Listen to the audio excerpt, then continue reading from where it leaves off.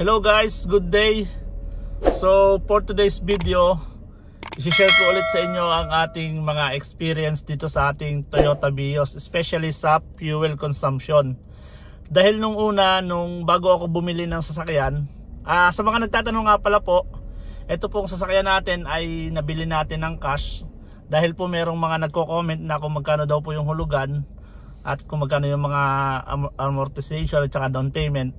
Hindi ko po masagot-sagot dahil po ito po ay nabili ko ng cash, kaya po wala po akong ka-idea kung magkano ang hulugan. So ayun po, maraming salamat po sa mga nagko-comment. Tapos ngayon po,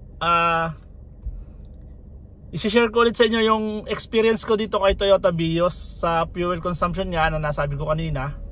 Bale nang nag-full tank ako ulit, pero ang aking odometer is 1,156 kilometers. Nag-start ako ng 1,156 kilometers. So automatic full tank ulit ang ating fuel. So nagpunta ako ng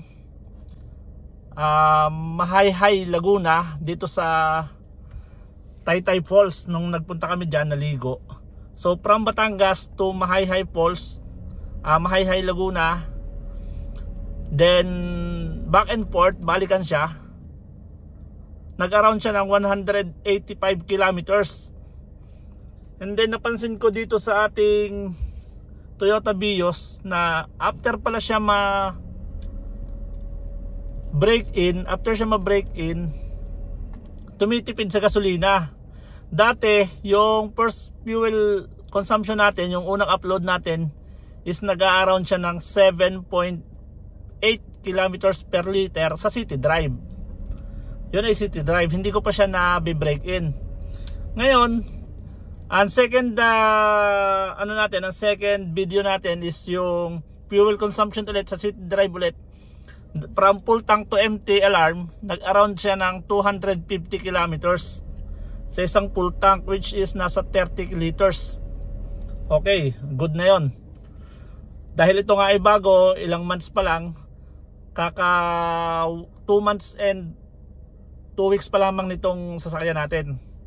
So ngayon, after ko makuha yung ORCR, nagbiyahe naman kami papuntang Bulacan. Yun nga yung fuel consumption naman natin papuntang Bulacan. Sana napanood nyo. So after ko siya mapunta ng Bulacan, napansin ko ang drive at saka sa brake-in natin, unti-unti na siyang tumitipid sa gasolina. And then ito nga, nagpa-fuel ulit ako dito sa Batangas. Then yun napunta ng Mahayhay, Laguna. Then back and forth, 185 kilometers.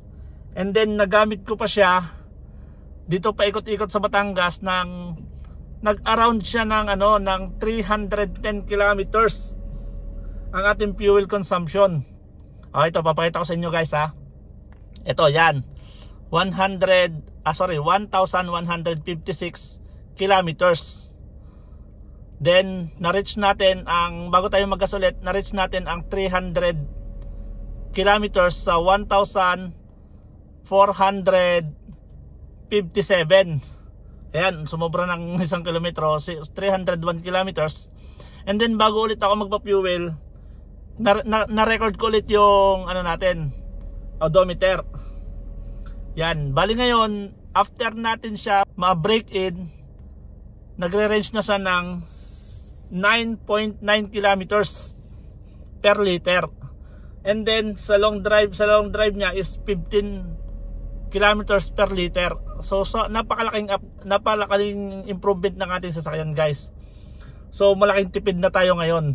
Kahit sa city drive nagre-range na siya ng 9.8 to 9.9 kilometers compare sa dati na hindi natin siya nabe-break in na 7.8 kilometers per liter. Ayan guys, ito nga pala yung mga video na na-reach ko yung 301 kilometers. Yan. Hello guys. So ngayon ang ating odometer is 1,457 kilometers. So ibig sabihin from full tank to presence ngayon yan 1,457 kilometers. Nag-consume na tayo ng almost 301 kilometers sa isang full tank. Tapos meron pa tayong nagagamit na gasolina ngayon. So kung 30 liters yung ating nire-refill na gasolina, so nagre-range tayo ng 10 kilometers per liter. 10 kilometers per liter, tama. Ayan guys, mamaya magpapagas ulit tayo pag nag-empty, totally empty na itong ating gasolina, ang ating tangke. Ayan, nakikita nyo naman. Nagsimula tayo dito magpa-refill ng ating odometer ay 1,156 kilometers. So ima-minus natin siya sa 1,457 kilometers, ima-minus natin ang 1,156 kilometers, around 301 kilometers. Ayan, magandang improvement ito sa ating Toyota Vios, na habang tumatagal tumitipid siya. At saka kapag anong tawag dito, yung malayo, kapag nabi-break in natin ang ating sasakyan, lalong tumitipid. Kumbaga yung mga joint natin, yung mga valves natin ay nagpa-function ng ayos. Sige guys, mamaya na lamang ulit. Okay guys, so ngayon maggagas na tayo kahit hindi pa tayo nag-alarm ang ating fuel tank na empty. Yan, maggagas tayo ng unleaded. So andito tayo ngayon sa Petron gasoline station. Yan. May unleaded. Full tank automatic. Yan, full tank automatic tayo guys. So ito yung ating kilometers per liter. Ayan, ating kilometers 1,464. Sige sir.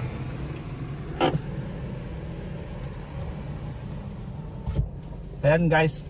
So ngayon, ito yung ating odometer. Ayan. Ngayon magre-reset tayo ng trip A. Yan, i-reset na natin yan. Okay, trip A. And then trip B, i-reset din natin. Okay, reset. Ayan na. Yan, ang ating average is 9.9. So i-round up natin 10 kilometers per liter. Ayan na guys. So ngayon mare-record na natin kapag nag-full tank ulit tayo. Ayan. So ilang litro na yon? Tingnan natin. Na 14 liters guys. Full tank na. Magkano? 1,700. 1,771. Yan, mabayad na tayo. Ito po. Value card sir? Wala sir. May pinagbibili ka kayong value card? Wala. Sige. Ayan guys, so ito yung ating napagas 27.31 liters. Ayan, nag full tank automatic tayo guys. Ilang? Ayan, 27.31. Ilan pala laman na 35 liters? 42. 42? Oo. Dahil meron siyang reserve na ano. Kapag nandito na siya sa empty, may reserve pa yan. Ayan, bali nakapag-reset na tayo ng odometer ng trip A and trip B. Ayan, mare-record na natin. Kapag nag-empty ulit tayo dito is makikita natin kung ilang kilometers yung tinakbo natin. So lagi lang tayong full tank automatic para malaman natin yung ating fuel consumption. Ito yung ating average na ayan, 9.9. Matipid na siya ngayon. Dati ay 7.8 to 8.5. Okay, now start again. Ayan guys. So maraming mga nagtatanong kung matakaw ba sa gas ang Toyota Vios. Nung first time ko siya nakuha, nag-gas kami ng full tank automatic din, around 30 liters. Bali nag-consume siya ng around 250 kilometers ang isang full tank. So ganun pa siya katakaw sa mga panahon na yon. Tapos after namin siya break-in, nag 310 kilometers na tayo sa isang full tank. Kaya mahalaga na i-break-in natin yung ating sasakyan para masanay siya, tapos yun nga, tumitipid sa gas. So sana po may natutunan ulit kayo at may nakuha kayong mga bagong idea na naman sa ating fuel consumption review. Palagi lang tayo magpo-fuel consumption review para may update kayo. Ito nga pala pong ating sasakyan ay 2 months na. Bali from February 1, then March 1, then April 1, ngayon ay April 6. Ayan, almost 2 months na mahigit.